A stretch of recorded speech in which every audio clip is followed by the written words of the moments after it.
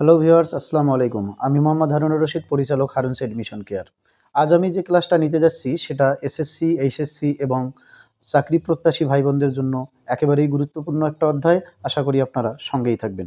আমি বোর্ডে লিখে রেখেছি দ্বিরুক্ত শব্দ অথবা শব্দদ্বিত্ব অথবা দ্বৈত শব্দ কিংবা দ্বিত্ব শব্দ। এই একই নাম এক এক বইয়ে এক এক রকম আছে। নতুন যে বাংলা ব্যাকরণ বইটা আছে সেখানে লেখা আছে দ্বিত্ব শব্দ বা শব্দদ্বিত্ব। আমরা পুরাতন যে বাংলা ব্যাকরণ বই পড়েছি সেখানে এই অধ্যায়টার নাম আছে দ্বিরুক্ত শব্দ, এবং যারা ক্লাস 8-এ পড়েছিল তাদের এই বইয়ে এই অধ্যায়টার নাম লেখা ছিল দ্বৈত শব্দ।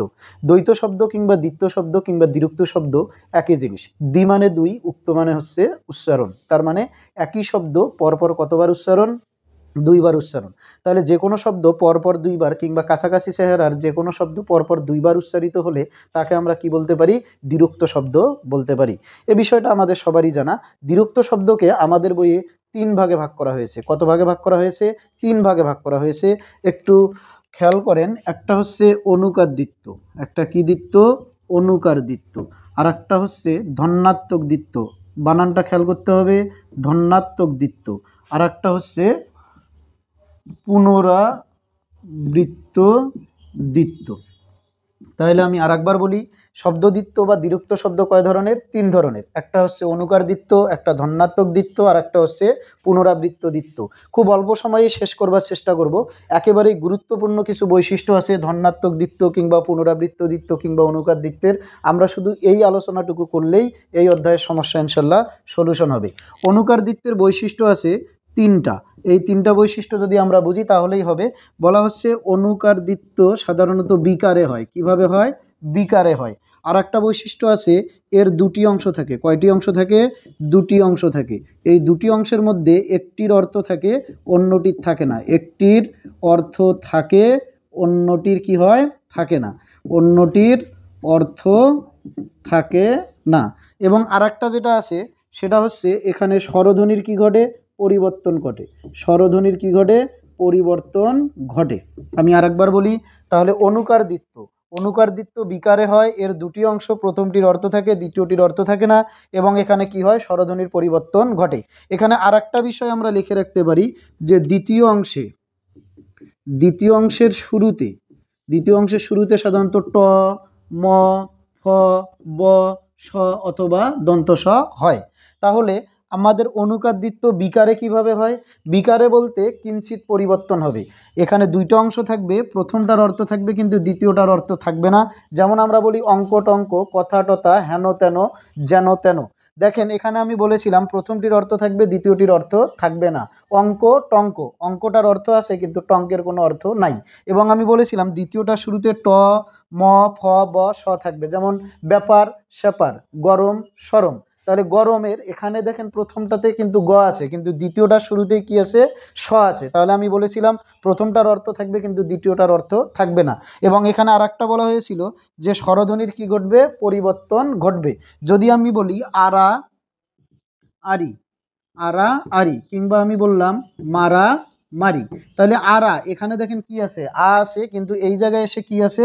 ই আছে। তাহলে এখানে কিসের পরিবর্তন হলো? স্বরধ্বনির পরিবর্তন হলো। মারা মারি এখানে কি ছিল? আ ছিল কিন্তু এই পাশে গিয়ে কি হয়েছে? ই হয়েছে। তার মানে এখানেও স্বরধ্বনির পরিবর্তন ঘটেছে। তাহলে অনুকার দ্বিত্ব হতে পারে অনুকারে কিংবা বিকারে। এর 2টি অংশ থাকবে, প্রথমটির অর্থ থাকবে, দ্বিতীয়টির থাকবে না। এবং দ্বিতীয়টির শুরুতে ট, ফ, ম, ব কিংবা তালবস্য কিংবা দন্তস্য থাকতে পারে। এবং এখানে অবশ্যই কি হবে? স্বরধ্বনির পরিবর্তন ঘটবে। এখন আমরা আলোচনা করব ধন্যাত্মক দ্বিত্ব নিয়ে। ধন্যাত্মক দ্বিত্ব উচ্চারণটা কিন্তু ধনাত্মক নয়, ধন্যাত্মক। আরেকবার বলি, ধন্যাত্মক। আমরা জানি যে শব্দের মাঝখানে বফলা, মফলা কিংবা জফলা যে ফলাই থাকুক না কেন, ইনি যার সঙ্গে থাকবে সেই বর্ণটা কয়বার উচ্চারিত হয়? 2বার উচ্চারিত হয়। তাহলে ধন্যাত্মক। এই কারণেই আমরা নটা কয়বার বলতেছি? 2বার। এর মাত্র 2টা বৈশিষ্ট্য। কয়টা বৈশিষ্ট্য? 2টা। একটা হচ্ছে এটা প্রাকৃতিক সাউন্ড হবে। কি সাউন্ড হবে? প্রাকৃতিক সাউন্ড কিংবা শব্দ হবে। আর একটা হচ্ছে এখানে স্বরধ্বনির আগমন ঘটবে। স্বরধ্বনির কি ঘটবে? আগমন ঘটবে। আমি আরেকবার বলি, ধন্যাত্মক দ্বিত্বর প্রাকৃতিক সাউন্ড হবে এবং স্বরধ্বনির কি ঘটবে? আগমন ঘটবে। প্রাকৃতিক সাউন্ড বলতে শুকনো পাতার শব্দ কি? মর্মর। গাছ ভেঙে পড়ার শব্দ কি? মর্মর। কিংবা আমরা বলতে পারি বৃদ্ধ মানুষ কাশে কিভাবে? খক খক। যদি ঘন্টা বাজে তখন শব্দ হয় কি ঢং ঢং। এগুলো একেবারেই প্রকৃতি প্রদত্ত কিংবা প্রাকৃতিক সাউন্ড, এগুলো কিন্তু মানুষ করতে পারে না। এটা হচ্ছে 1 নম্বর বৈশিষ্ট্য। 2 নম্বর হচ্ছে স্বরধ্বনির কি ঘটবে, আগমন ঘটবে। একটা বিষয় যেখানে গিয়ে আপনারা ভুল করবেন, এটা হচ্ছে স্বরধ্বনির পরিবর্তন ঘটবে, এখানে স্বরধ্বনির কি ঘটবে, আগমন ঘটবে। দুইটা কিন্তু আলাদা জিনিস। পরিবর্তন বলতে যা আছে সেটা পরিবর্তিত হয়ে অন্য স্বরধ্বনি হবে, আর স্বরধ্বনি আসবে বলতে যেটা ছিল না সেটা আসবে। ধরেন আমরা বলি কি ধপ যোগ ধপ ইকুয়াল কি হয়, ধপা ধপ। এখানে যেটা খেয়াল করবার বিষয়, প অ আছে, ধ এখানে কি আছে, অ আছে। দেখেন এখানেও অ এখানেও অ, কিন্তু এখানে কি আসছে, আ। অর্থাৎ দুইটা অ এর মাঝখানে কি এসেছে, আর একটা স্বরধ্বনি এসেছে। তাহলে স্বরধ্বনির আগমন ঘটবে কোথায়, ধন্যাত্মক দিত্তে। স্বরধ্বনির পরিবর্তন ঘটবে কোথায়, অনুকার দিত্তে। আমার মনে হয় এই অনুকার দিত্ত এবং ধন্যাত্মক দিত্ত নিয়ে আপনাদের সমস্যা থাকবার কথা নয়। বাকি থাকলো পুনরাবৃত্ত দিত্ত। যেহেতু দিত্ত আছে তার মানে এখানেও একই শব্দ কয়বার থাকবে, 2 বার থাকবে। তবে মজার বিষয় হচ্ছে এখানে আমাদের অনুকার দিত্তের যে সকল বৈশিষ্ট্য আছে সেটা কিন্তু এখানে পাওয়া যাবে না, আবার ধন্যাত্মক দিত্তের যে সকল বৈশিষ্ট্য আছে সেটা এখানে পাওয়া যাবে না। এখন বিষয় হচ্ছে পুনরাবৃত্ত দিত্ত আবার 2 ধরনের আছে। কয় ধরনের আছে, 2 ধরনের আছে। একটা হচ্ছে আপনার বিভক্তিযুক্ত, আর একটা হচ্ছে বিভক্তিহীন।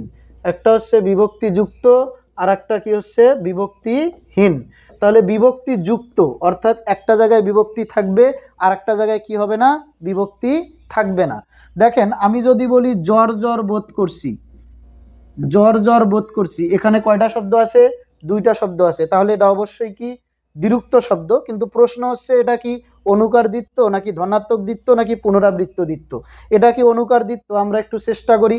আমরা বলেছিলাম এটা বিকারে হবে, অর্থাৎ একটার অর্থ থাকবে একটার অর্থ থাকবে না।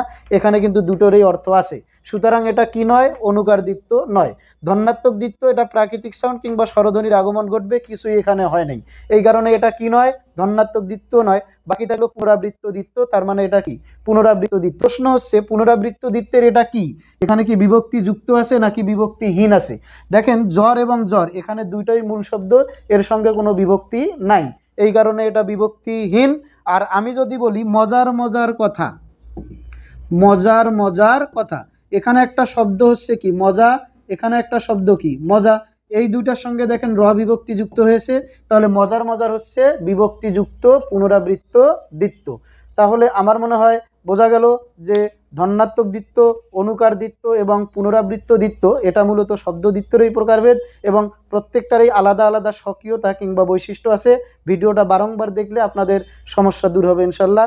তারপরেও কোনো সমস্যা থাকলে আপনারা কমেন্টে জানাবেন, সলিউশন করার চেষ্টা করা হবে ইনশাল্লাহ। আল্লাহ হাফেজ, ধন্যবাদ।